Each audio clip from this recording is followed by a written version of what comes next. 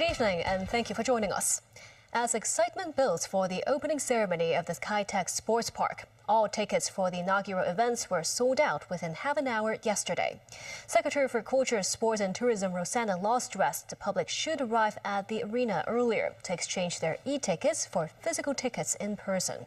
She said the government has liaised with the police to combat ticket scalping activities. Kai-Tak Sports Park will officially open on March 1st. Speaking on the radio program, Secretary for Culture, Sports and Tourism Bureau Rosanna Law said the two earlier large-scale trial events have yielded satisfactory results, which have boosted their confidence in crowd control measures for the grand opening. The 8,500 tickets for the opening ceremony were snapped up within half an hour. Law apologized to the elderly people who queued up for the tickets in person but in vain. Law also urged the public not to buy tickets resold online at inflated prices. Law said the government has flagged the potential ticket scalping cases online to the police. But she said if the ticket holders have a change of plans or mind, they can give the physical ticket to their family members. That's given they secured the physical tickets in person first under the real name verification system from the Kai-Tak Arena with the e-vouchers. That could be proceeded next Thursday and Friday from noon to 10 p.m. or from 9 a.m. till 3 p.m. on the opening day on March 1st. With a budget deficit to the tune of nearly $10 billion, when asked whether the amount of subsidies for large-scale sports activities granted the M-Mark status will be trimmed, Law said the government will be more precise in the selection and handout of funds. The 2025 Shenzhen-Hong Kong Marathon and the 15th National Games test event will be held on Sunday. Services at the Shenzhen Bayport will be suspended between 2 a.m. and 11 a.m. on the day. The starting and ending point of the marathon is the Shenzhen Bay Sports Center. The length of the entire race is about 42.1 kilometers, with the Hong Kong section being 21.8.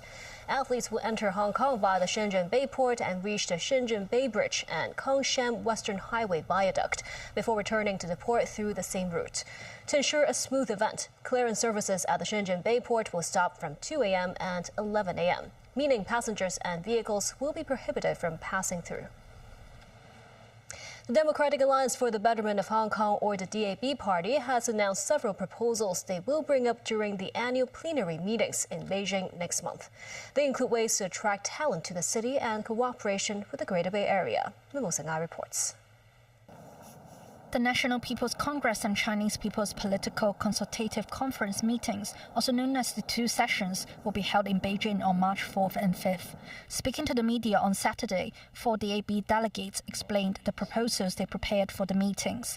Starry Lee, the city's sole member of the NPC Standing Committee, hopes to promote Hong Kong as a destination for top-notch talent in sectors that include biotechnology. We have to, quicken the professional qualification recognition procedures, especially within the Greater Bay Area, because it would help. All this will help to attract more international talent to think about to work in Hong Kong and station in Hong Kong. Other suggestions from the delegates range from ways to strengthen national education in the city to expanding Shenzhen's multiple entry visa scheme to cover more Greater Bay Area cities. When asked about the SAR's role amid current geopolitical scenarios, Lee said the city should align with Beijing's steps and make use of Hong Kong's advantages. We must make use of the strength given by one country, two systems. I can see, government do work hard in preparing for the coming challenge. We have opened up a lot of new market. I hope that the different chamber and different trade association can join hands together to open up more new market. And, in return, we can also bring more talent, investment and technology to our country. Lee also said she supports the central government adopting a strong approach against potential tariff wars in the future. Mimosa Ngai, TVB News. U.S. President Donald Trump has signed a national security presidential memorandum aimed at restricting investment from so-called foreign adversaries, including China, in areas with strategic interest for the U.S. Trump is also considering restricting American nationals from investing in sensitive technology from China, including semiconductors and artificial intelligence. Beijing, meanwhile, expressed dissatisfaction, saying it is unreasonable suppression of Chinese enterprises by the U.S. Foreign Minister Wang Yi has outlined China's suggestions for the next stage of G20 cooperation at the group's foreign ministers' meeting in South Africa. Mimosa Ngai reports. As Foreign Minister Wang Yi continued to attend the G20 foreign ministers meeting in Johannesburg, he said G20 members should respect each other's sovereignty and territorial integrity, as well as the development paths and social systems which they have chosen. Wang said bloc confrontation and interference in other countries' internal affairs must not be allowed. He said the G20 should move forward on the basis of equality. Wang called for other members to help protect global security, stressing China is ready for closer exchanges and cooperation with all sides. Meanwhile, he mentioned the importance of multilateralism and said G20 countries need to defend the authority of the United Nations amid a complicated geopolitical situation. Wang said China firmly supports the African people in handling their problems independently. Wang added countries must take the concerns of African countries seriously, support their actions and promote greater peace and development there. Mums 9, TVB News. Pope Francis's medical team said the pontiff's complex respiratory infection isn't life-threatening, but he's not out of danger. Today marked the Pope's first week in hospital, where he is battling pneumonia in both lungs, along with bacterial, viral, and fungal infections, on top of his chronic bronchitis. Francis's doctors delivered their first in-person update on the Pope's condition, saying he will remain at Rome's Gemelli Hospital at least through next week. They said the Pope is receiving occasional supplements of oxygen when he needs it and is responding to the drug therapy that was strengthened after the multiple infections were diagnosed. The doctor said Francis remains in good spirits and humor, adding that in the best scenario, the Pope will return to his residence cured of the infections, but his chronic conditions will remain.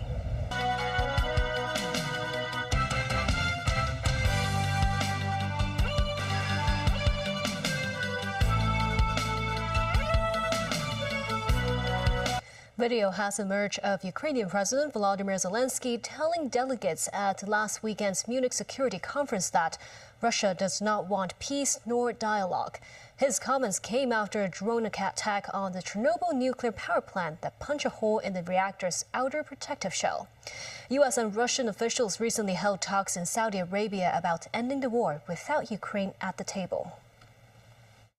Russia responded by sending a drone to hit Chernobyl's sarcophagus, which holds radioactive dust and debris. And this is not just madness. This is Russia's stance. A country that launches such attacks does not want peace. They don't want. It is not preparing for dialogue. Hamas released 5 more Israeli hostages as part of the latest exchange under the terms of a ceasefire deal. 6 Israeli men were scheduled for release and are expected to be the last living hostages freed during the ceasefire's first phase. The first 2 hostages released were Tal Shaham, 40, and Avera Mengistu, 39, who has been held since crossing into Gaza on his own years ago. 3 more hostages were handed over later, reports say. Most were abducted from a music festival during the October 7th attack. More than 600 Palestinians jailed in Israel will be freed in exchange. Christie's held its first AI-only art auction, sparking protests from artists over copyright concerns. The debate continues over whether AI-generated art infringes on creativity and intellectual property. Daniel Rao tells us more. 21st century art all made using AI is going under the hammer at Christie's in New York. The online auction Augmented Intelligence runs from February 20th to March 5th. It's the first auction dedicated solely to AI art ever held by a major auction house. Paintings, prints, sculptures and digital works are on offer. However, the sale has stirred up controversy in the art world. This as many artists believe AI pulls from copyrighted work without permission. An intellectual property lawyer explained these concerns.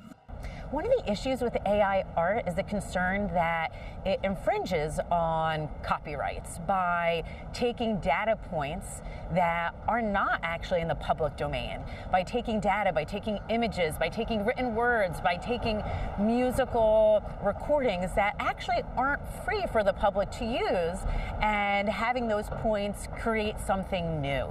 Artists are very concerned about the long-term implication of AI-generated art and the fact that this art may be encouraging copyright infringement, and the fact that an auction house like Christie's, with its reputation, and the fact that it's a household name, is selling these works, may encourage the continuation of this infringement. Defenders of AI art have a different take on the matter. They claim art has historically always taken inspiration from other sources. Picasso, for example, was heavily influenced by the work of El Greco. Dunnerell, TVB News. In March, the curtain will fall for the final time on Hong Kong's last private Cantonese opera theatre, the Sunbeam Theatre in North Point.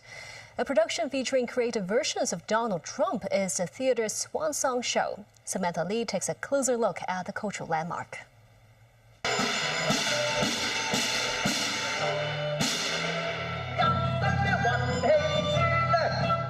A centuries-old art forum featuring a superstar none other than creative versions of Donald Trump. Wild cat gestures, signature dance moves, and Donald Trump starring in a Cantonese opera. Cantonese opera Trump on Show debuted in 2019, was selected to be one of the closing performances for the Sunbeam Theatre. Tickets for its 3-night run were sold out. Donald Trump, Mao Zedong, I think it's quite creative. This will be the last opportunity to watch this show at its half-century-old Sunbeam Theatre. To many people, it is set to say goodbye. My first Cantonese opera performance in Hong Kong was here. So it's kind of, I don't know, I feel it's really, it hurts. It hurts pretty bad, actually, yeah. It's completely different from any other theatre in Hong Kong right now.